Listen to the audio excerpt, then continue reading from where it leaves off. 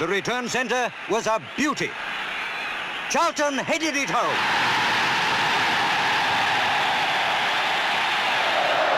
Beckham into Sheringham, and Solskjaer has won it! He didn't look happy coming forward, Anelka, and he's not happy now because it's red in Russia. This English night in Europe is Manchester United's night. On the fringe of a Munich airport lies the wreckage of an airliner, still smouldering from a crash in which 21 people were killed. Tragedy enough at any time. But in that plane were a group of young men who were almost the personal friends of millions. Manchester United, the finest soccer team Britain has produced since the war. And 7 of them died in the crash.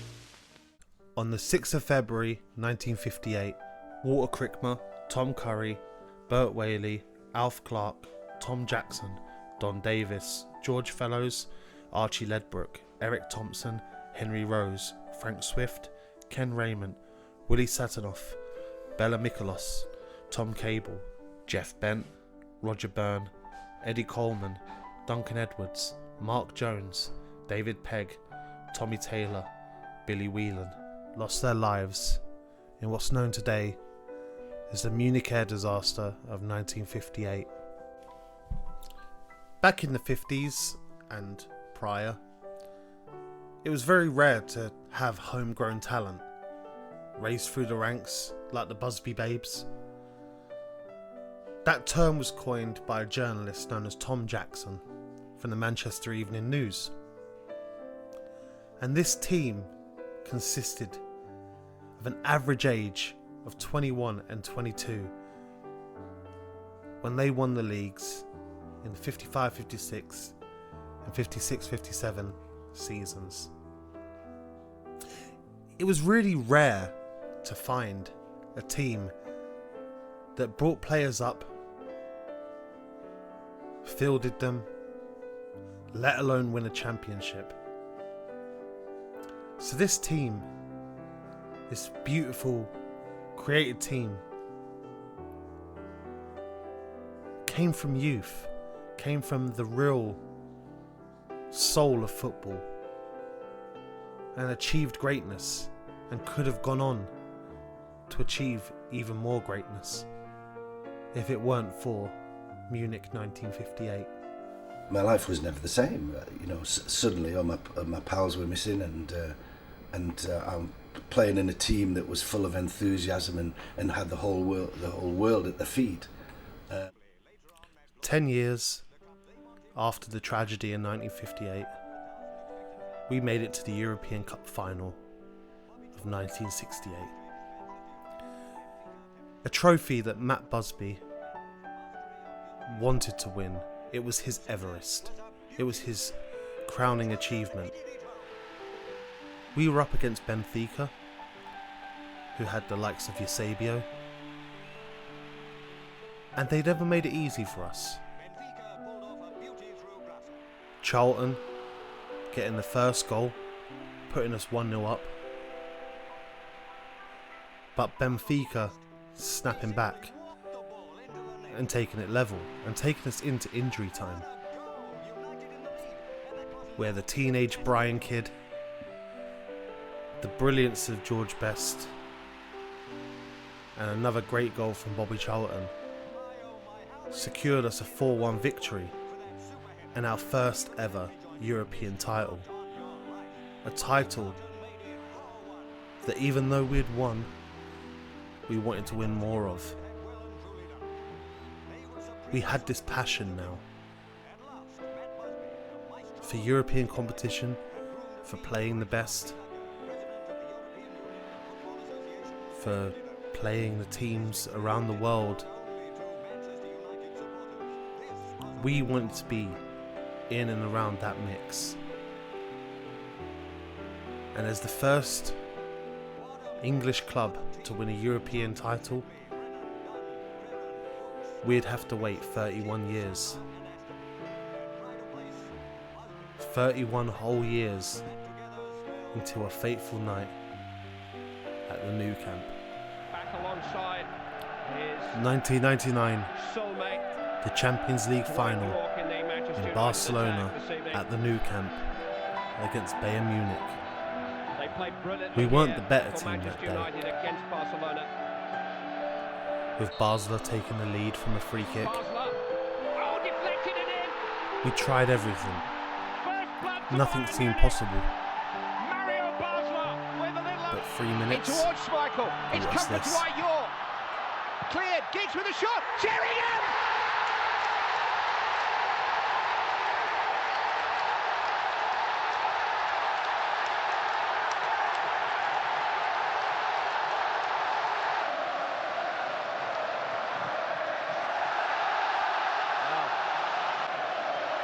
Beckham into Sheringham, and Solskjaer has won it!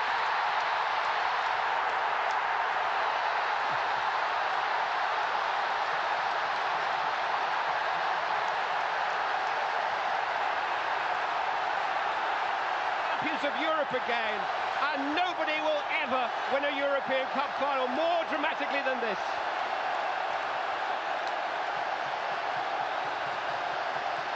Champions of Europe, champions of England, winners of the FA Cup, everything there.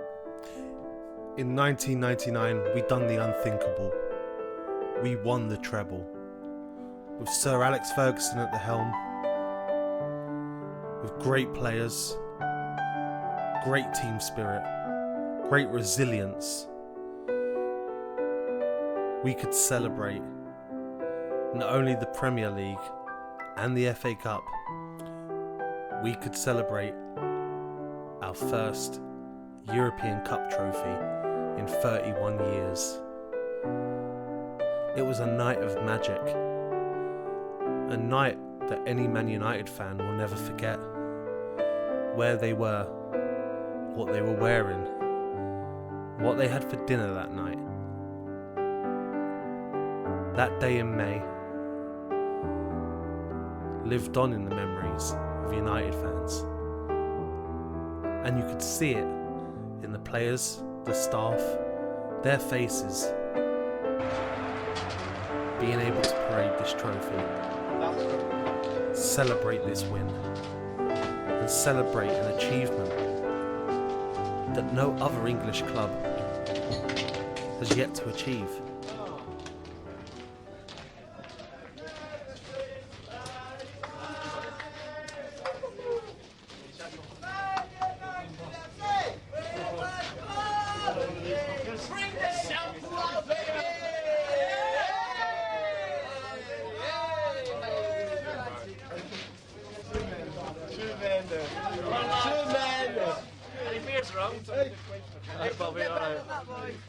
Beers, any beers?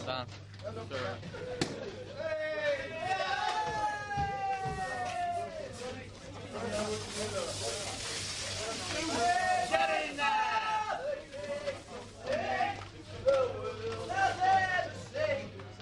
Yes!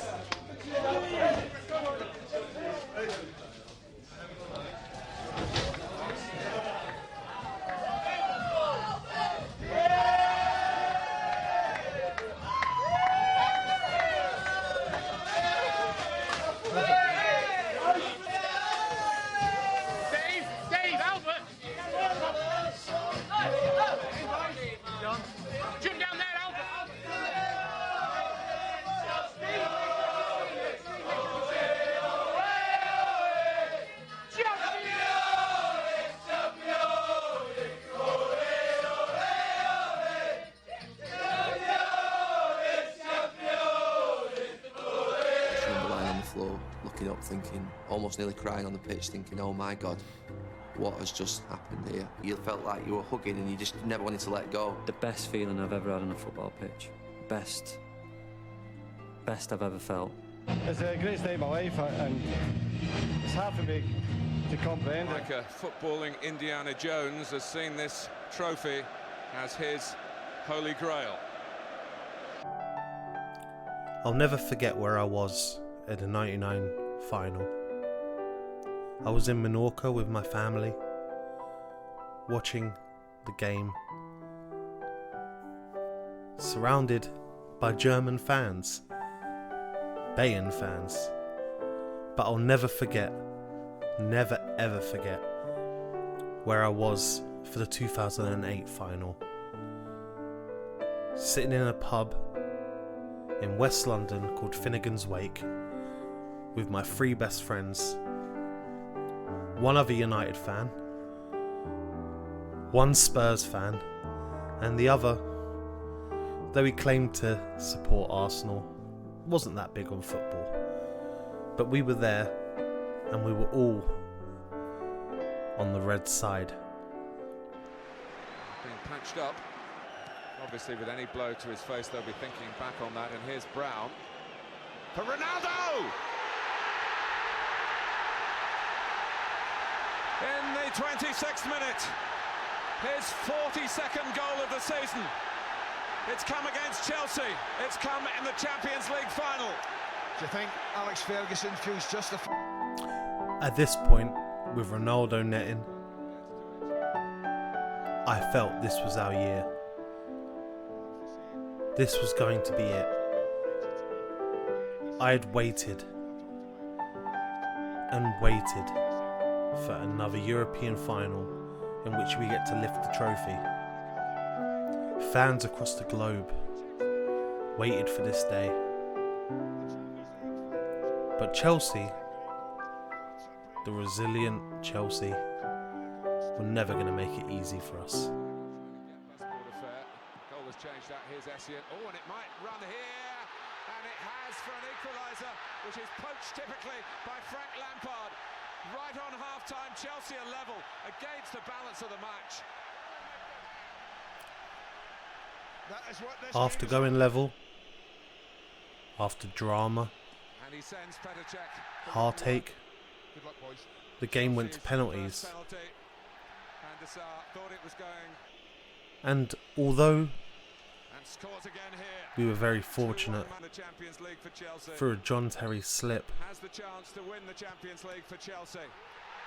we were once again crowned European champions in 2008.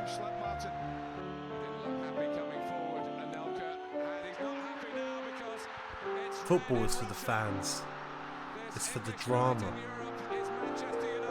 the wins, the losses, the draws. The losses make the wins greater, and each game means something.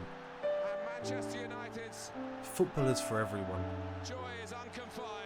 and the European competition is for the best of the best. The top. Those that deserve to be there. Those that fight a 38-game season for a place in European football's most prestigious tournament.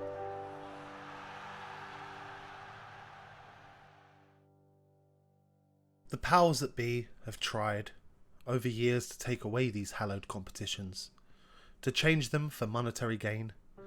We were headed down a dark road with the announcement of the Super League, and though it failed at the first hurdle, it caused all of us to think about what European competitions meant. As fans of United, as fans of football, the clubs were started by the working class, for the working class.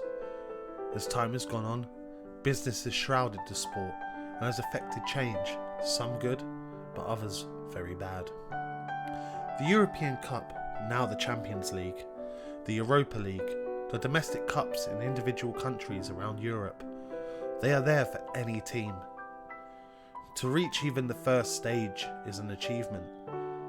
That cannot be understated. From Leicester winning the Premiership and making it to the quarter-final of the Champions League in 2016, to Fulham making it to the final of the UEFA Cup, now the Europa League under Roy Hodgson in 2010.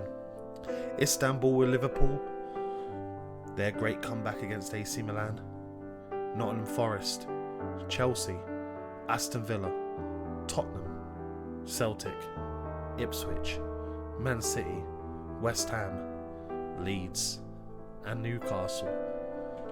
They have all won a European competition, whether it was the European Cup or the Intertoto Cup. or anything in between. These competitions gave teams something to work towards and look forward to. It gave the fans something to be excited about. Whether you are United Red, Chelsea Blue, or any club across Europe, these challenges are there for you to grab, with fairness and governance. Taking this away or diluting these competitions would have destroyed the competitive game. Now as fans, we get to enjoy these European nights once more.